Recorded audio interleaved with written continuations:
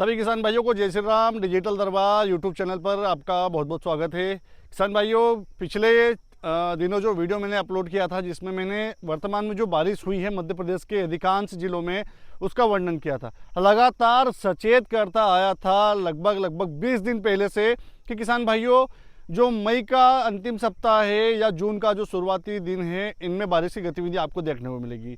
वही हुआ। लगातार 6-7 वीडियो अपलोड करने के बाद भी आज सुबह जब वीडियो दिखे कुछ किसान भाइयों के मंडियों में फसल पानियों में बहती हुई दिखी तो कलेजे पर पत्थर रखना पड़ा, क्योंकि उनको या तो जानकारी का अभाव नहीं था या उनके पास जो सूचनाएं मौसम विभाग या अन्य कोई मौसम एजेंसियां या मैं भेजता हूं तो वो जानकारी हो सकता है उनको प्राप्त नहीं हुई। उसमें से एक दो परिचित भी थे जिनकी लहसुन बहती हुई नज़र आई है मंडियों में। तो निवेदन करता रहता हूं किसान भाइयों में कि मैं कोई सरकारी एजेंसी नहीं हूं, ना मुझे आपकी सैलरी की ज़रूरत है, ना पैसों की ज़रूरत है। मैं जानकारी किसान भाइयों के लिए बनाता हूं, तो प्लीज़ थोड़ा सा रिक्वेस्ट फिर कर रहा हूं, मैं हाथ जोड़ के रिक्वेस्ट करता हूं कि जब भी मौसम बिगड़े, जब भी मैं सूचना जारी करूं या और कोई भी, मध्य प्रदेश में बहुत सारे लोग हैं जो मौसम की जानकारी देते हैं, कोई भी यदि आपको वीडियो मिलता है तो उस वीडियो को आप अपने व्हाट्सएप के स्टेटस पर लगाइए।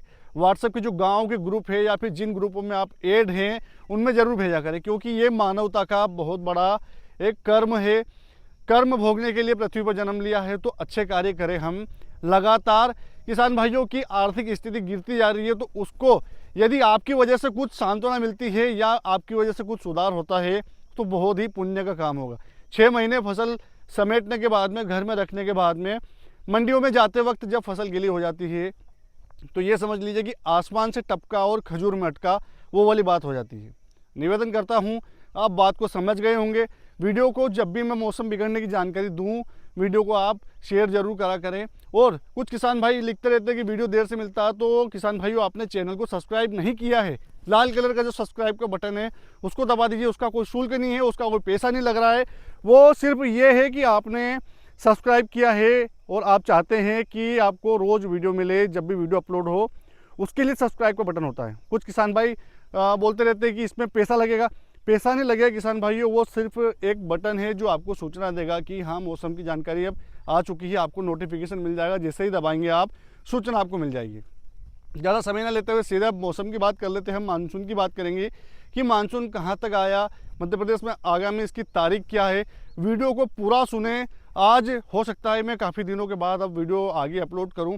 काफ़ी दिनों का वीडियो के अंदर मैं जिक्र करने वाला हूं। हो सकता है वीडियो थोड़ा बड़ा हो जाए, पर आपकी काम की जानकारी है, मेरे कोई काम की नहीं है, सारी जानकारी आपके काम की है, तो वीडियो को आप पूरा ज़रूर सुनें। आज 5 जून हो चुकी है और आप लोगों ने देखा होगा कि 2 जून से जो मध्य प्रदेश में बारिश की गतिविधियाँ टुकड़ों में दिखाई दी है, धीरे धीरे स्पेल बढ़ा। रतलाम मंदसौर नीमच तरफ से बारिश की गतिविधियाँ चालू हुई, समूचे मध्य प्रदेश में धीरे धीरे फैली। 90% जिलों में बारिश होगी ऐसा मैं हर वीडियो में बोलता आया था, वही हुआ। आप बैकग्राउंड में देख रहे होंगे, ये खेत सुबह पानी से भरे हुए थे मेरे, मतलब इतनी तेज़ बारिश हुई कि सोयाबीन की बुआई अभी कर दे तो सोयाबीन अंकुरित हो जाएगी, पर हम अभी करेंगे नहीं क्योंकि मानसून आने में भी काफ़ी समय है। मौसम की बात करें, अभी जो 3-4 दिनों से बारिश हो रही थी उसमें अब धीरे धीरे गतिविधियों में थोड़ा सुधार आना चालू होगा। अर्थात अभी जो बारिश की गतिविधियाँ दिखाई दे रही थी, कुछ जगहों पर कम, कुछ जगहों पर ज़्यादा, उसमें थोड़ा सा ब्रेक लगेगा।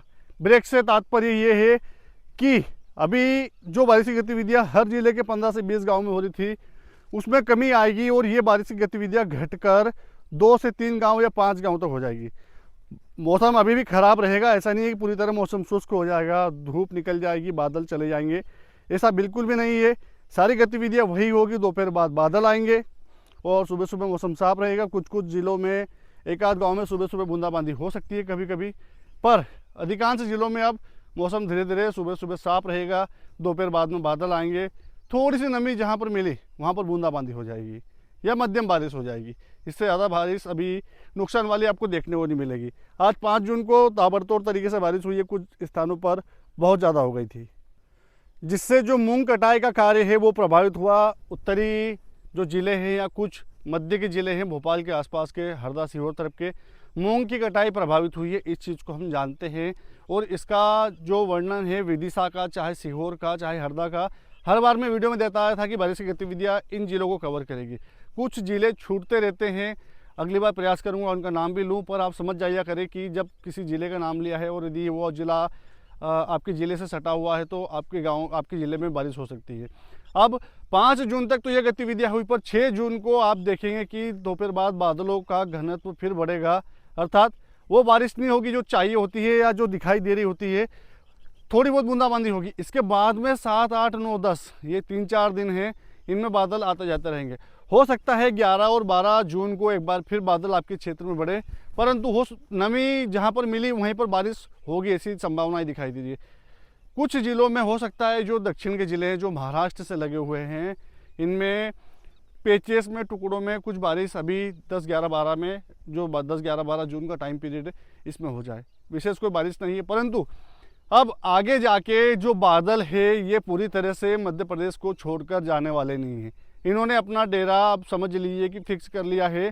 जब तक मानसून नहीं आ जाता तब तक बादल जाने वाले नहीं हैं, और एक बार जब मानसून आ गया तो फिर समझ लीजिए कि ये तो बोरिया बिस्तर बांधकर हमेशा के लिए यहाँ पर ठहरने वाले हैं। मतलब अब जो बादल हैं मध्य प्रदेश को छोड़कर सितंबर अक्टूबर में जब सोयाबीन कटाई का टाइम होगा जब ही जाएंगे।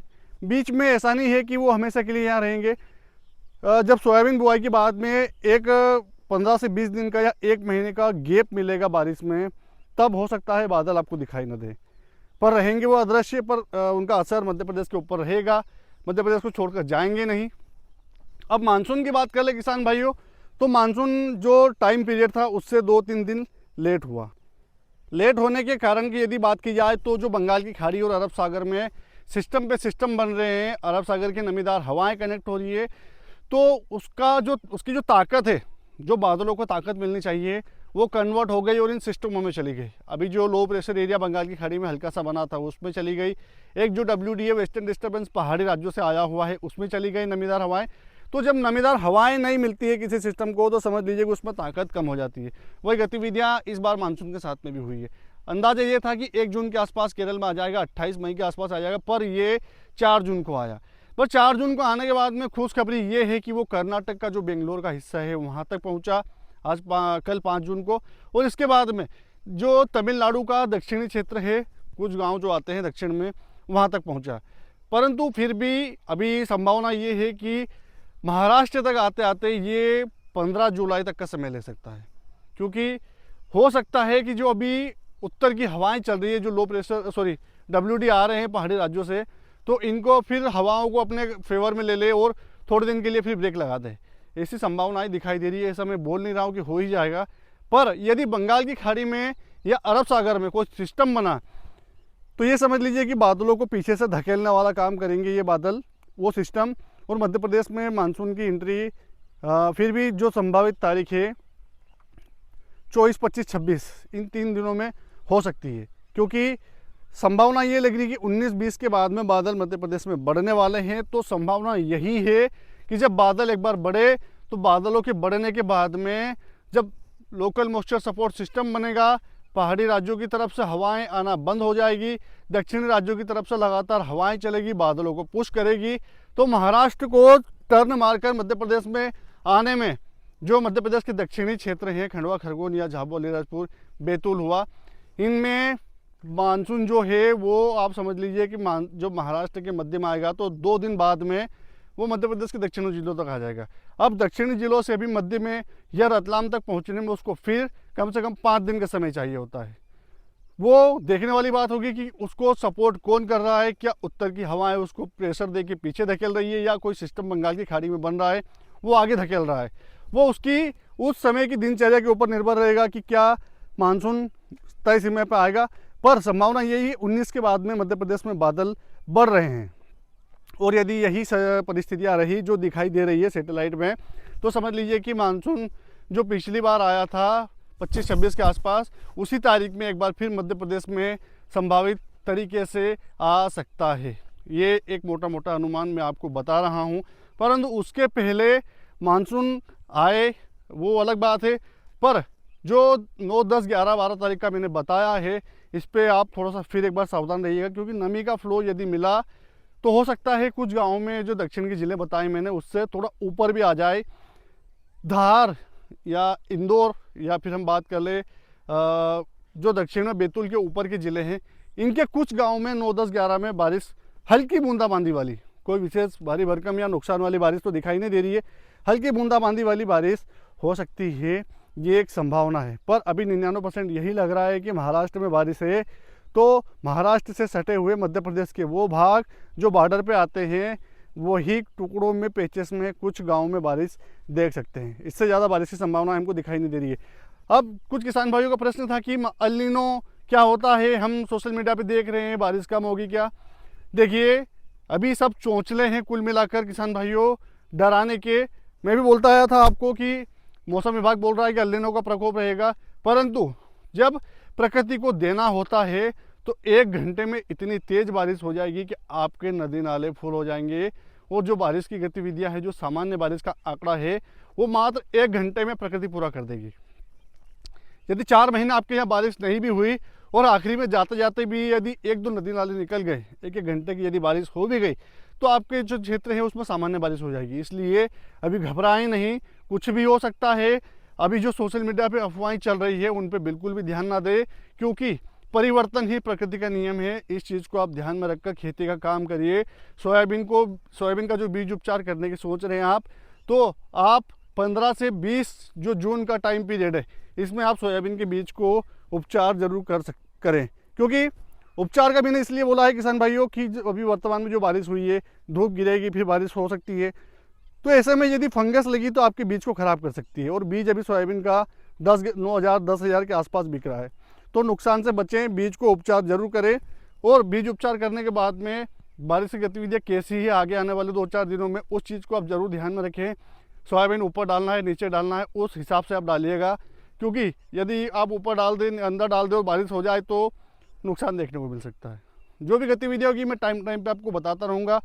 फिर निवेदन कर रहा हूँ किसान भाइयों, इस वीडियो को आप किसान भाइयों तक जरूर भेजें।